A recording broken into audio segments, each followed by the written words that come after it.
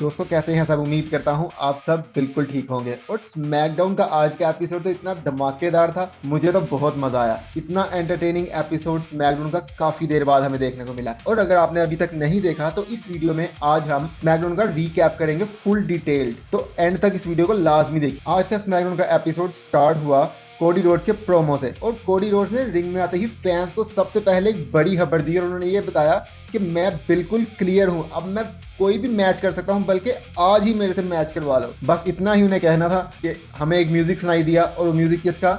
Ricky Starks, oh I mean Ricky Saints. Ricky Saints ने साथ ही Cody Rhodes को अपना इंट्रो करवाना शुरू कर दिया अपने स्टाइल में, और कहा कि मैं रेवोल्यूशनरी हूँ, मैं सब कुछ चेंज करने आया हूँ यहाँ पर। और साथ ही कोडी रोड्स को कहा कि अब से ये फ्राइडे नाइट सेंट्स है, और साथ में कोडी को कहा कि 3 टाइटल रेंज में ही तुम्हारा हाल ऐसा हो चुका है, तो मेरा फर्ज बनता है एज अ फ्रेंड कि मैं तुम्हें अब तुम्हारी चैंपियनशिप से रिलीफ दे दूं, यानी तुम्हें एक छुट्टी पर भेज दूं। कोडी रोड्स ने साथ ही कहा कि भाई छुट्टी मेरे लिए नहीं, मैं तो तैयार हूँ। कोडी रोड्स ने साथ ये भी बोला कि ये पहली बार नहीं कि हम आमने सामने हैं, ऐसा पहले भी हो चुका है। और दोस्तों ये तो उन्होंने मेंशन नहीं किया, लेकिन मैं आपको बताता हूँ कि ये पहले AEW में आज से 5 साल पहले हो चुका है, जब कोडी रोड्स TNT चैंपियन थे और उन्होंने ओपन चैलेंज दिया, तो उसका जवाब रिकी स्टार्क्स ने दिया, यानी कि जो अब रिकी सेंट्स हैं। कोडी ने बोला कि मैं तो अब क्लियर हूँ और मैं आज ही मैच कर सकता हूँ, और ये मैच आज ही सेट हो गया। कोडी रोड्स वर्सेस रिकी सेंट्स, दोनों ने इस रिस्पेक्ट को कायम रखा, एक दूसरे से हाथ मिलाया, और रिकी सेंट्स रिंग से बाहर चले गए। तो कोडी ने उन्हें रोककर ये बोला कि मैंने पिछले वीक भी कहा था कि I am easy to find but hard to beat. दोस्तों नेक्स्ट सेगमेंट हमने देखा शार्लेट फ्लेयर और एलेक्सा ब्लिस अपने मैच से पहले बैक स्टेज वेट कर रहे थे, जो कि फेटल इन्फ्लुएंस के साथ है। रिया रिप्ली आई और उसने शार्लेट फ्लेयर को बोला कि अगर तुम्हें मदद की जरूरत है तो मैं तुम्हारे लिए हाजिर हूँ, लेकिन शार्लेट फ्लेयर ने इनकार कर दिया और कहा कि मेरे लिए सिर्फ एलेक्सा ब्लिस ही काफी है, जो कि मेरी बेस्ट फ्रेंड है। और वो दोनों रिंग की तरफ चले गए, और इसके बाद फेटल इन्फ्लुएंस ने भी अपनी एंट्रेंस की। जेसी जेन ने माइक पकड़ा हुआ था और उन्होंने शार्लेट फ्लेयर को कहा कि मैं आहिस्ता आहिस्ता सब लेजेंड्स को खत्म कर दूंगी, और मैं शुरुआत शार्लेट फ्लेयर से करने जा रही हूँ। ये मैच काफी अच्छा रहा और मुझे भी काफी पसंद आया ये मैच। जेसी जेन ने डोमिनेट किया शार्लेट फ्लेयर को, और एक वक्त तो ऐसा आया दोस्तों कि मुझे लगा कि शार्लेट फ्लेयर हारने वाली हैं, लेकिन फिर शार्लेट फ्लेयर ने कमबैक की, एक मून सॉल्ट दिया, और उसके बाद जेसी जेन को फिगर 4 में लॉक किया, और जैसे ही फिगर 8 में ट्रांजिशन की तो फैलन ने उनको इंटरफेयर करके फिगर 8 तोड़ दिया। साथ ही एलेक्सा ब्लिस इस सब को रोकने के लिए आई, उन्होंने फैलन को एक हैवी एल्बो शॉट दिया, लेकिन लैनी ने उन्हें पावरफुल नी शॉट से नॉकआउट कर दिया और रिंग में जाने की कोशिश की, लेकिन शार्लेट फ्लेयर ने भी एक बिग बूट से उनको बाहर ही गिरा दिया। लेकिन इस सब का फायदा उठाकर जेसी जे ने शार्लेट फ्लेयर को एक डिस्कस फोरआर्म दे मारा और उनको पिन करके विक्ट्री अपने नाम कर ली। दोस्तों मैच जीतने के बाद भी वो लोग रुके नहीं, फेटल इन्फ्लुएंस ने शार्लेट फ्लेयर पे अटैक शुरू कर दिया।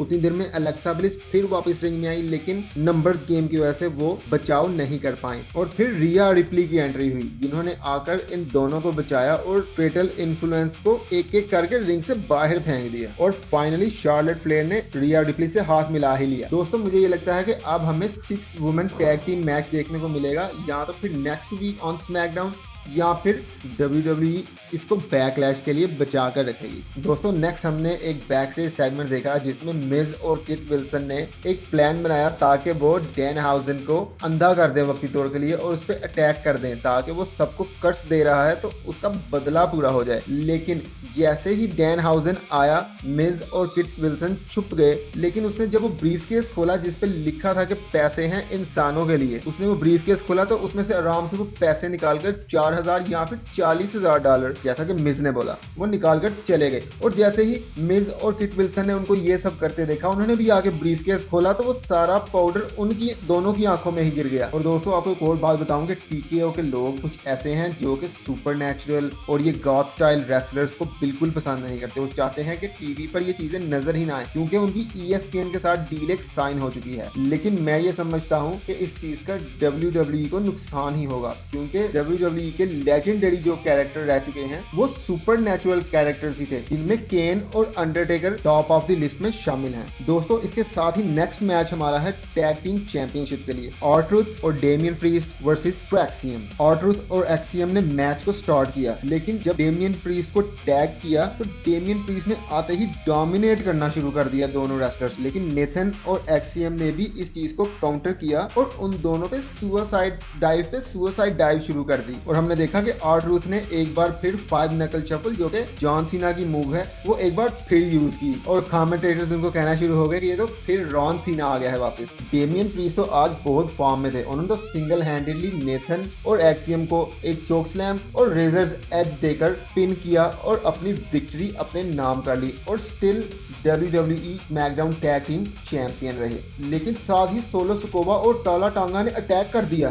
पहले फ्रैक्सियम को डबल चोक स्लैम मारा और फिर बाद में डेमियन प्रीस्ट को भी चोक स्लैम मारकर रिंग से बाहर कर दिया। सोलो सिकोवा ने माइक पकड़ा और जेकब को मुखातिब किया और कहा कि भाई तुम तो हमारी ब्लड लाइन का हिस्सा भी नहीं हो, मेरा रियल ब्लड तो टाला टांगा है। और ये सब सुनकर ऊसोस आ गए और उन्होंने कहा कि हम सब भाई हैं, लेकिन अभी हमें जेकब को कंट्रोल करना चाहिए जो कि आउट ऑफ कंट्रोल हो गया। और उसने टाला टांगा के बाप का फिनिशिंग मूव जो कि डेथ ग्रिप है वो इस्तेमाल करना शुरू कर दिया है और उसने रोमन रेन जो कि हमारे ट्राइबल चीफ हैं उन पे भी यूज किया। ये सब सुन के सोलो ने टाला टांगा को सिर्फ इशारा ही किया और उसने सीधा रनिंग बूट मार दिया जे ऊसो को और जिमी ऊसो को एक जोरदार चोक स्लैम दिया। उसके बाद सोलो उनके पास आके बैठा और उसने कहा कि ये मेरा मैसेज रोमन रेंस को दे देना कि वो मेरा कोई ट्राइबल चीफ नहीं और ना हमें कोई लेना देना है उससे। Next match Cody Rhodes versus Ricky Saints. दोस्तों काफी इंटरेस्टिंग मैच था ये। रिकी सेंट्स ने शुरू में ही कंट्रोल रखा कोडी रोड्स पर और हमने देखा कि रिकी सेंट्स ने तो अंडरटेकर का ओल्ड स्कूल मूव भी यूज किया और उस मूव को यूज करके वो शो ऑफ करने लग पड़े। और जब रनिंग अटैक किया कोडी पर तो कोडी ने उसका काउंटर एक स्नैप बॉडी स्लैम से किया जो कि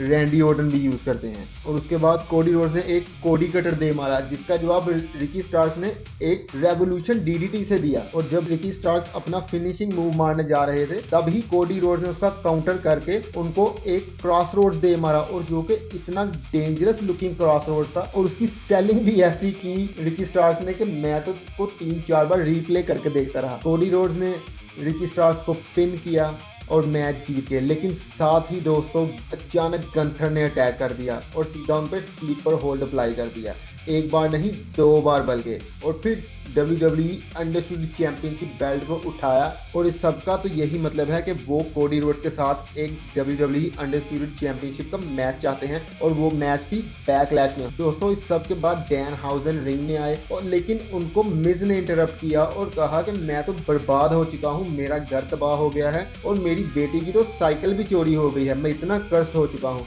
तो इसलिए मैंने सोचा है कि अब मैं डैन हाउजन का ही मेंटोर बन जाऊं।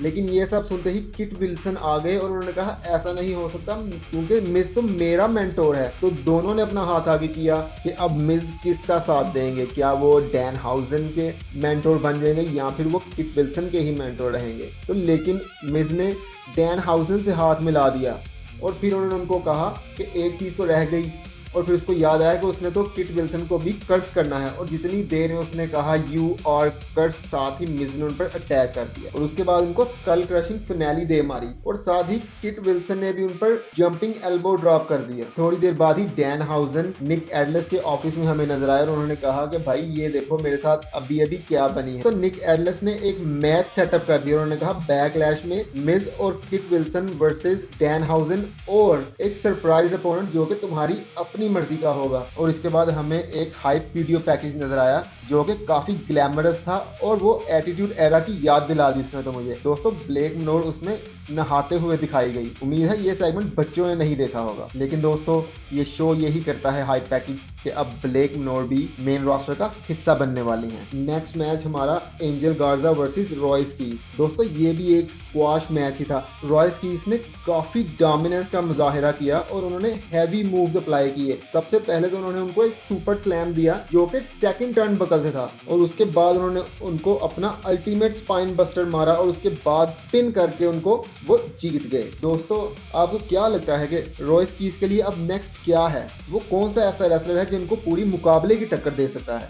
दोस्तों जब ये मैच खत्म हुआ तो हमने बैक से ही देखा कि रॉयस कीस और जेकब फाटू आपस में बातें कर रहे थे, जो कि आपस में एक दूसरे को बड़ी देर से जानते हैं। इंडिपेंडेंट सर्किट में उन्होंने काफ़ी एक दूसरे के साथ मैचेस किए हैं और एक दूसरे के साथ ट्रैवल किया है। और रॉयस कीस ने जेकब फाटू को याद करवाया कि तुम WWE में आके थोड़े से नरम पड़ गए हो, तुम तो पहले वेयरवुल्फ थे, वो वेयरवुल्फ चाहिए फिर ही वो रोमन को हरा सकेगा, और हम दोनों जो जो हमें चाहिए हम इस कंपनी से वो ले लेंगे। अभी इतना ही कहा था कि टाला टांगा ने सीधा रॉयस कीस पर अटैक कर दिया, और जब जेकब फाटू उनको बचाने आए तो जेकब फाटू को भी एक चोक स्लैम दे मारा सीधा टेबल पर।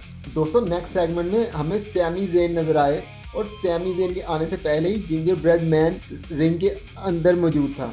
और सैमी ज़ेन आया, उसने उसको देखा और उसने फैंस को पूछा कि अचानक ऐसा क्या हो गया कि सब लोग उसे हेट करने लग पड़े। लेकिन उसने फिर अपने आप को समझाया और कहा कि डाई हार्ड फैन सैमी के अभी भी उसको सपोर्ट करते हैं। फिर दोबारा उसने जिंजर ब्रेड मैन को देखा और उसने कहा, इसको देखकर मैं अपने आप को नहीं देखता, मुझे ट्रिक विलियम्स याद आता है, क्योंकि ट्रिक विलियम्स भी इसकी तरह अंदर से हाली है और बाहर से सिर्फ कॉस्ट्यूम है। और ये कहते कहते सैमी ज़ेन ने जिंजर ब्रेड मैन को एक लो ब्लो दे मारी, और उसके बाद जिंजर ब्रेड मैन को मारना शुरू कर दिया, जो कि सिर्फ एक पुतला ही था। और फिर ट्रिक विलियम्स आए, ट्रिक विलियम्स ने आकर सैमी को मारा और सैमी वहां से रिट्रीट कर गए। और दोस्तों यहाँ पे एक इंटरेस्टिंग चीज आपको बताऊं कि ट्रिक विलियम्स ने अपने जिंजर ब्रेड मैन को देखा और उन्होंने एक्स का साइन शो किया, जो कि ब्रॉक लेसनर ने भी रेसलमेनिया में शो किया था। और इसके बाद हमने एक और सेगमेंट देखा जिसमें ट्रिक विलियम्स ट्रेनर्स रूम से बाहर आ रहे। ट्रेनर्स रूम दोस्तों वो है जहाँ पर रेसलर इंजर हो जाए तो उसको फर्स्ट एड वहां पर दी जाती है हॉस्पिटल जाने से पहले। कैथी कैली ने ट्रिक विलियम्स से पूछा कि आप इस सब के बारे में क्या कहना चाहेंगे जो